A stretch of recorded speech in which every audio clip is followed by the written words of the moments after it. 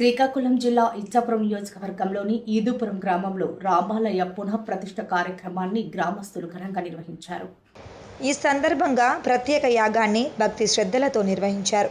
MLC Nartu Ramarao దంపతులు, మాజీ MLA, YCP నాయకులు పిరియా సాయిరాజురాముల వారిని దర్శించుకొని పూజలు నిర్వహించారు.